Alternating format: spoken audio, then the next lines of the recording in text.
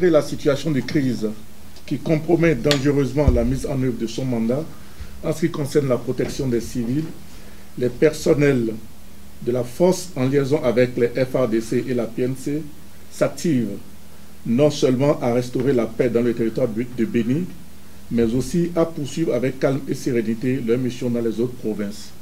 À ce propos, il s'est tenu hier 26 novembre 2019 à Goma, entre une délégation des FARDC et celle de la MONUSCO, une importante réunion ayant porté sur les opérations conjointes à mener, en particulier à Béni.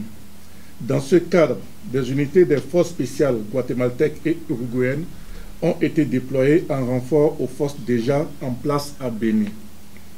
Dans le territoire de Béni, pour aller un peu plus dans les détails, depuis la semaine dernière, des manifestants, dont certains sont pourvus d'armes blanches, à savoir machettes, couteaux, gourdins, cocktails Molotov, s'attaquent aux installations de la MONUSCO dans la localité de Béni en scandant des slogans hostiles au personnel de la mission.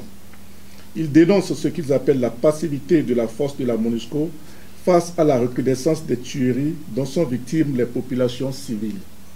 Aussi, réclament-ils le départ de la force qu'ils accusent d'être de connivence avec les groupes armés ADF, auteurs de la plupart des exactions récriminées. Des allégations mensongères et de fausses accusations ont été savamment distillées au sein de la population dans le sombre dessein de discréditer la force. L'irrationalité et l'absence de cohérence de certains récits démontrent à suffisance l'inexactitude de ces allégations. En effet, les personnels de la force de la MONUSCO sont des soldats provenant des 4 coins de la planète. Nombre parmi ces soldats sont tombés sous les balles des mêmes éléments ADF qu'on les accuse honteusement de soutenir. Il convient d'aviser les populations que les manifestations en cours ne profiteront qu'aux ADF qui ne manqueront pas l'opportunité de s'infiltrer davantage en leur sein pour accomplir leur vil dessein. Les FARDC, dont les opérations lancées le 30 octobre connaissent de remarquables succès, ont besoin du soutien et de la coopération des populations plutôt que de la confusion et du chaos souvent générés par des soulèvements sur fond de manipulation. Dans le reste de la zone de déploiement de la force, la protection des civils demeure la priorité de la force de la MONUSCO face aux récurrentes attaques lancées par divers groupes armés. C'est ainsi que le dimanche 24 novembre 2019, les éléments de la base de déploiement temporaire de Bijombo, dans le sud Kivu, sont intervenus à temps pour déjouer une attaque lancée par les Maï-Maï sur la localité de Kibindi. Au titre de la coopération civilo-militaire, une cérémonie de remise d'ambulance a été effectuée à l'hôpital militaire de Goma le vendredi 22 novembre 2019.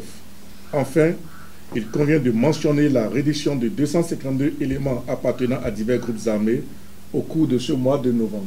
Je vous remercie. Là, c'est la protection des civils et naturellement sur demande des forces armées de la République démocratique du Congo de combattre les groupes armés. Alors, il y a eu que, par le passé, la brigade d'intervention de la force a mené des opérations pour pouvoir combattre les groupes armés et puis cela a été un succès. Mais retenez une fois pour toutes que depuis l'avènement du nouveau gouvernement, après les élections qui ont été un franc succès, il est bien que les forces armées rentrent dans leur rôle régalien. La défense de l'intégrité territoriale, c'est une affaire d'abord des forces armées de la République démocratique du Congo. Depuis jusqu'à présent, la MONUSCO continue d'entraîner des personnels des forces armées en ce qui concerne le combat dans les zones de forêt. La force intervient également dans le partage, la recherche et le partage des renseignements. La force intervient pour soutenir les FARDC sur le plan logistique. Alors, lorsque le gouvernement de la RDC décide souverainement de lancer une attaque contre les ADF avec les FARDC uniquement, je crois que c'est quelque chose qui est bien. On dit que depuis 20 ans que la MONUSCO est là, la situation ne change pas. L'intervention d'une force de l'ONU, c'est permettre de créer les conditions pour que les forces de défense et de sécurité locales puissent prendre en charge la défense de la patrie. Donc, je n'arrive pas à comprendre la polémique qui s'installe autour du fait qu'on ne voit pas la MONUSCO aux côtés des FARDC. Une opération, pour être une réussite, a besoin d'être planifiée et d'être conduite ensemble. Et lorsque la planification a été faite par les FARDC, la conduite est faite par les FARDC également. Cependant, lorsque l'appui de la MONUSCO a été demandé par les FARDC, à chaque fois, la MONUSCO a répondu positivement et a assuré ce qui a été demandé. Il importe actuellement que les populations qui, à raison, manifestent, il importe que ces populations comprennent que leurs actions ne seront pas constructives. Leurs actions seront utilisées par les FARDC pour semer la confusion, parce que les FARDC vont infiltrer leurs rangs. Les FARDC vivent dans leur zone avec leurs familles, mais profitent du chaos pour s'infiltrer en ville, prendre du renseignement et pouvoir taper sur les civils. Comme Mathias l'a dit, les FARDC ne sont pas une organisation que nous avons définie clairement et qui sont l'ADF, pardon, l'ADF. Ne sont pas des gens qui clairement identifiés, qui sont en train de combattre contre les forces régulières de la RDC ou bien contre la MONUSCO. C'est des gens qui mènent des actions que je peux qualifier de terroristes parce que c'est la nuit qu'ils sortent pour venir s'attaquer aux populations civiles. Les populations, on comprend qu'elles en aient marre et qu'elles manifestent. Mais est-ce que manifester contre la MONUSCO ou bien contre les forces de défense et de sécurité est la meilleure chose à faire? Il convient plutôt, à notre avis, de soutenir et la MONUSCO et les FARDC et la police nationale pour pouvoir permettre de mettre hors d'état de nuire ces ADF. On ne doit pas leur permettre de profiter de la situation pour faire échec aux opérations en cours. Est-ce que vous pensez que c'est... Je vous ai dit tout à l'heure que je comprends parfaitement la population, la colère de la population, la frustration de la population. Personne ne peut accepter, personne ne peut soutenir, personne ne peut comprendre que de jour comme de nuit, tous les jours, des civils meurent. Personne ne peut accepter cela. Cependant, ce n'est pas parce qu'il y a une situation déplorable qu'il faut poser des actes qui ne vont conduire qu'au chaos.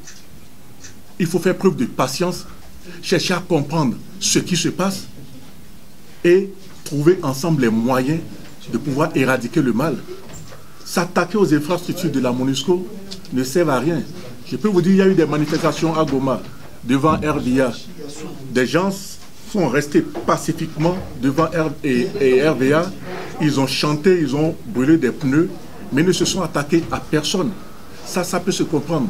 Ce qui n'est pas compréhensible, c'est qu'on soit en train de faire des revendications qui paraissent légitimes et en même temps, on commence à casser les installations de la MONUSCO. On part avec les matériels. Ça, ce n'est plus bon. Ça, ce n'est pas bien. Donc, je répète que nous comprenons nous comprenons que la population en est marre, mais on ne peut pas tolérer que la population pose des actes qui ne permettent pas d'accomplir le mandat qui est de la protéger. Lorsque ceux qui sont chargés de protéger sont pris comme cible, c'est vraiment très difficile à ceux-là de pouvoir protéger les populations. Voilà ce que je peux dire. Le gouvernement congolais demande l'appui de la MONUSCO au FARDC, mais la population demande le départ de la MONUSCO. Est-ce que vous pouvez... comment vous comprenez ça? Oui, vous savez, la MONUSCO est ici avec le consentement du gouvernement. Alors, il y a eu un accord qui a été signé, ce qu'on appelle le SOFA, Status of Force Agreement en anglais, qui permet aux forces de la MONUSCO d'être déployées ici. Donc c'est avec le consentement du gouvernement congolais, de la RDC, que la MONUSCO est ici. Et si un jour, il faudra que la MONUSCO quitte, ce sera aussi l'affaire du gouvernement souverain de la RDC. Et je répète que les populations peuvent avoir des raisons de manifester et de revendiquer. Il appartient au gouvernement souverain de prendre une décision vis-à-vis de la MONUSCO. Voilà ce que je peux vous dire. Merci.